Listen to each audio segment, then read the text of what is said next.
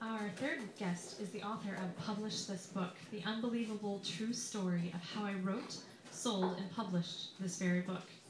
Tonight he'll be reading from a new essay available on Kindle and iBooks called The Great Dysmorphia, and I'm going to mess this up, so I apologize, an epistemological view of ingesting hallucinogenic mushrooms at the 2012 Republican presidential debate. Please welcome back to our mic, Stephen Markley.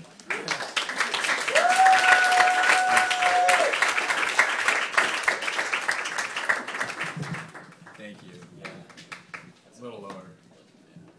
Perfect. Because I'm a good capitalist, I just brought a copy of this book that I wrote, published this book, so you can all buy it on various forms. And we have a bunch of these little cards in the back that my friend Peter's going to hold up right now. So it's got this great cover art, and on the back is a QR code so you can buy it. It's only $2 online, and I feel like after you hear me read it, you're going to want to. So, but this is a true story. I did this. So this is from the Great Dysmorphia. I pride myself on being one of the few people in the country, likely the only one, but I don't want to make assumptions, who has stood in front of former Pennsylvania Senator Rick Santorum and tried to make sense of his particular brand of resentment and victimization politics while sweating waterfalls from all the psilocybin he, me, not Santorum, has eaten. As I tried to scribble his responses on my notepad and make sense of his views on education, which were as acutely loathsome to me as just about everything else Santorum believes, I kept missing parts because I couldn't take my eyes off the grotesque amounts of makeup they put on these guys for debates. This is going to require a lot of voices, I'm sorry. It doesn't operate as an effective market, said the last candidate standing on the post-debate spin zone floor. But don't basic economics tell us over and over again that investing in education is a foolproof way to encourage growth? I said. That and like investing in infrastructure? I was perturbed by the number of times I inserted "like" into sentences when talking to a presidential candidate.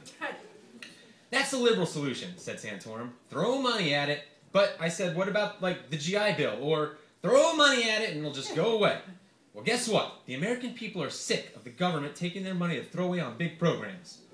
One might quibble that loaning money to young people for college or investing in public universities could be described as throwing it away, but my focus had briefly drifted from the argument at hand to a sociological epiphany about this man. The frustrated, erratic movements of his hands, the weak chin drooping into a turkey gullet, the beak of a nose, most resembling a ship's sail or some kind of eroded prehistoric rock formation from Arches National Park. His hair-cuttery styling, that's a perfect replica of a college Republican circa 1967, at which point even they had given up battling contraception, the openly condescending nasal exhortations, the sweater vest that he didn't wear now but would soon become his trademark. Rick Santorum was a high school junior varsity basketball coach from a 15,000 resident Midwestern town. The American people were his 16-year-old kids sitting on the locker room benches at halftime, down by 14 points, as he patiently tried to explain why Satan enjoys and encourages their failure to box out and rebound.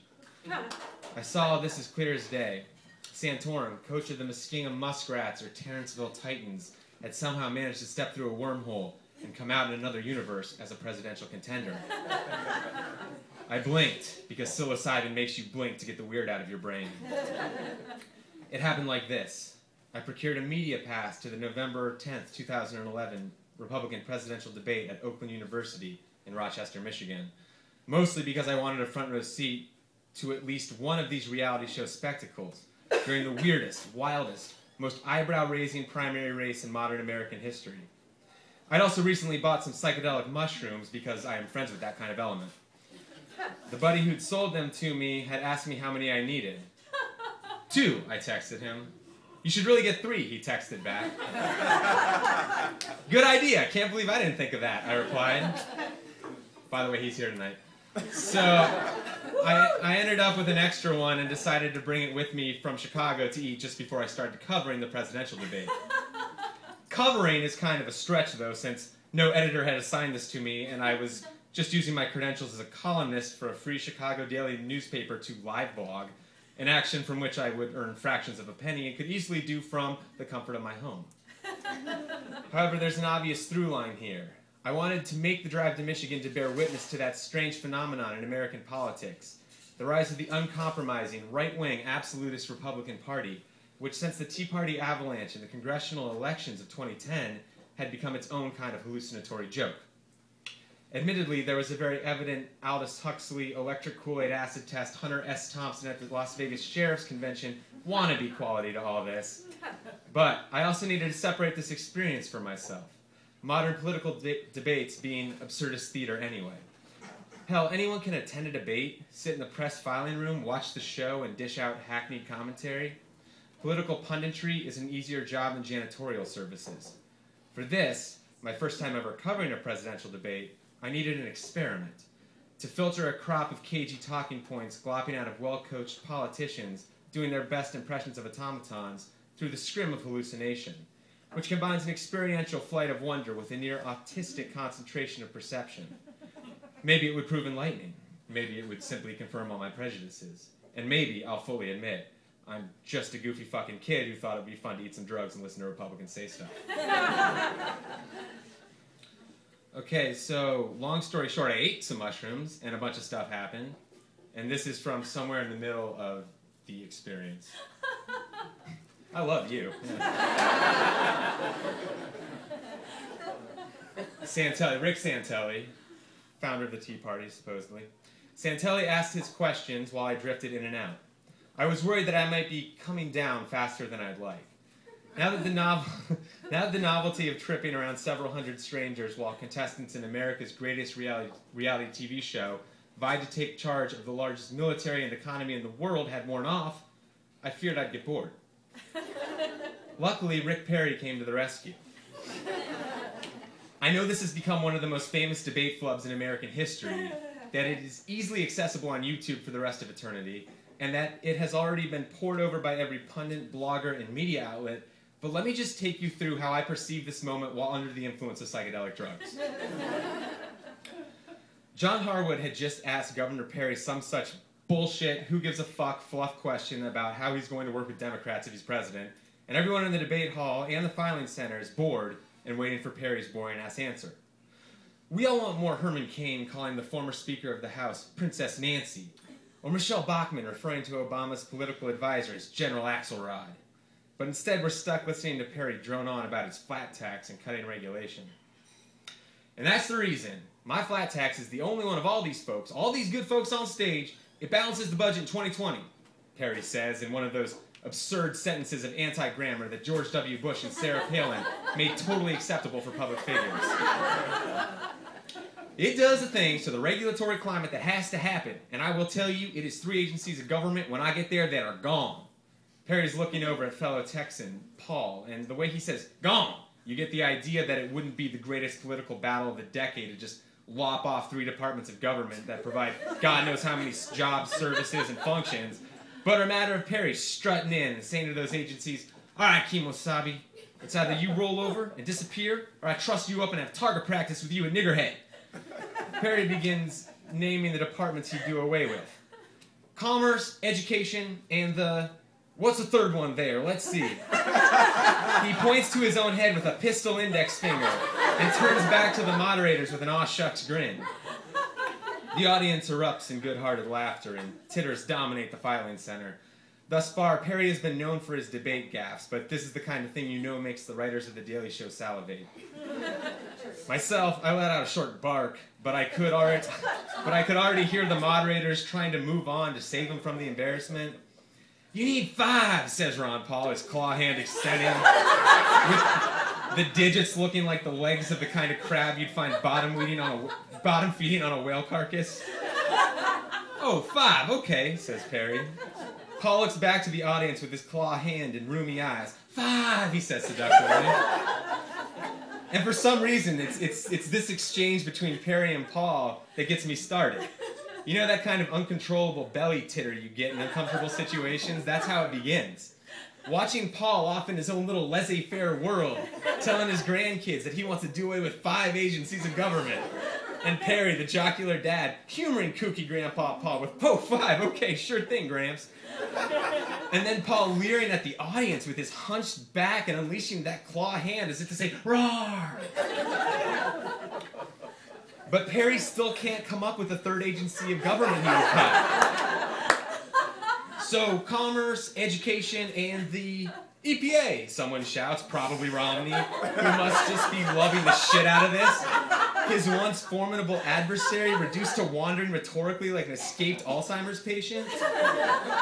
EPA, there you go, Perry says, and it's unclear if he's just taking his out or if he was actually searching for the Environmental Protection Agency. The audience is laughing, people are applauding because the EPA has no friends here. Bartiromo is trying to move on, but Harwood's playing hardball. It's cross-talking madness, and I'm watching all this with eyes wide and delighted. This just became Christmas morning, and my parents got me a real Batmobile instead of some horseshit toy. Seriously, is the EPA the one you were talking about? Harwood asks. No, sir. No, sir, says Perry contrite. We were talking about the agencies of government. The EPA needs to be rebuilt. There's no doubt about that. But you can't name the third one. The third agency of government I would do away with education, the commerce, someone says, because at this point the other candidates just feel bad and know in their souls that this is the worst debate gaffe in our history. Worse than Admiral James Stockdale asking, "Who am I? Why am I here?" Worse than Gerald Ford saying, "There will be no Soviet domination of Eastern Germany." The awkward silence reigns on as Perry mumbles, "Commerce and, let's see, I can't. The third one, I can't. Sorry. Oops." And there it is. With that soft shrug of his shoulders and cute little mutter of regret like a daffy uncle apologizing for farting at the dinner table, I fucking lose it. Like a tsunami, the laughter just bowls me over, and I'm in my chair in the filing center, the media filing center, with like the Washington Post in front of me. Just fucking bawling. The kind of laughter like a pugilist working over your gut, like a string attached to your uvula being jerked around by a crazy monkey. It wasn't just that he couldn't come up with the name of the energy department. That's not where this stomach-clenching glee comes from. No, it was that sad little trickle at the end, the, "Let's see, I can't. The third one, I can't. Sorry." And you just felt so bad for the guy. So pitiable was this implosion, so lacking in polish, so completely human. Because we've all felt that, right? We've all been in that all eyes on us moment, whether in high school or at our job, or even just in front of a group of friends, and suddenly the weight of just how badly you're fucking the pooch on this one begins to crowd into your consciousness and blot out the sky. And the only thing you can think about is just how goddamn embarrassing this is. And it's better to just admit you're a complete idiot than to keep jiving and wheeling and ducking as if you can Keanu Reeves Matrix your way out of this. But the crowning moment, because he has to let Harwood and Bartiromo know that they must move on, comes at the end. The pause right after he says, "Sorry," when the crickets in the audience are looking around saying, "Jesus Christ, it got quiet in here." And the guy goes, "Oops." He says, "Oops," in that twangy little Texas drawl of his, and it is inexplicably adorable. It's a noise like a dollop of healthy-looking poop coming out of a gurgling baby's happy butt. It is the funniest single word I've ever heard uttered in my entire fucking life, and I just about go fucking deranged with laughter when I hear it. This would have been okay, because everyone else in the filing center was laughing as well. All those seasoned journalists, all those pros just loving it, thanking God for delivering Rick Perry to them this election season. Yet in the end, none of them had eaten mushrooms recently. Meanwhile, whatever weird mojo I thought was on the wane inside my brain had come back with Judeo-Christian vengeance. I was doubled over in my chair, heaving, sweating, tears streaming down my face, and I couldn't stop. As everyone else began to quiet down and Bartiromo asked Herman Cain to take a moment to shit on labor unions, I was still replaying that sound in my head. The lips pursed performed the vowel sound, and falling back to the pistol shot the P on the way to hissing out that sizzle of yes. I couldn't get it out of my gray matter cinema. The laughter was an infection, an influenza that collapsed my ability to breathe, let alone think. I felt people looking at me, and suddenly I was Rick Perry, feeling the heat. And holy mother was I sweating. Just streaks and streaks of tangy salt water pouring down my brow and back, staining my undershirt. Yet even then, I knew I actually needed to laugh harder. So I bolted from my chair and hurried down the auxiliary gym, the walking turning all the laughter into a kind of rolling, rollicking, hiccuping blurble. I passed through the doors, dashed to the men's locker room of the arena where I found the shower stalls, and fell to the floor against the dry teal tile, just freaking the fuck out. Just laughing and laughing and laughing until there was no sound left except my lungs sucking and expelling air and hitching plumes. Gray splotches forming in my vision, little amoebas crowding each other out and swimming like the molecules of the air. There was something elemental about this laughter, something that returned me to the primordial so that I could almost peel back the curtain and peer into the inner workings of the universe and know for certain that all the men of power and institutions and elite machinations matter almost nothing, because we will all be returned to that dust in the end. And somehow, this is the funniest thing of all. Thank you.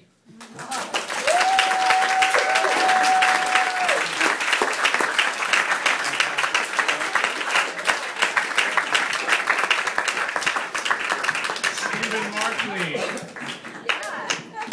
We need some, not just some psilocybin, but some microphone Viagra tonight. We're going to take a 15-minute break.